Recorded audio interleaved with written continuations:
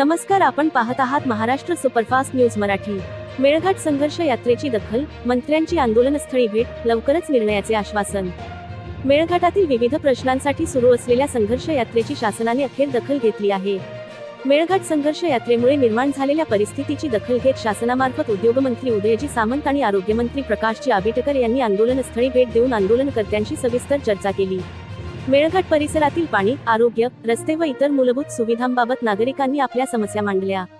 मंत्र्यांनी या मागण्यांची नोंद घेत संबंधित विभागांशी समन्वय साधून योग्य तो निर्णय घेतला जाईल असे सांगितले।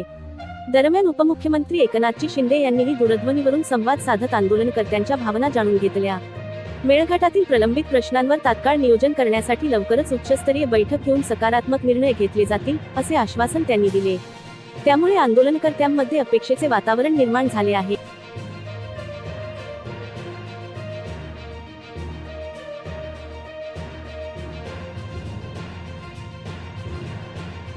महाराष्ट्र सुपरफास्ट न्यूज मराठीच्या मेळघाट प्रतिनिधींनी या कार्यक्रमाचे वार्तांकन केले।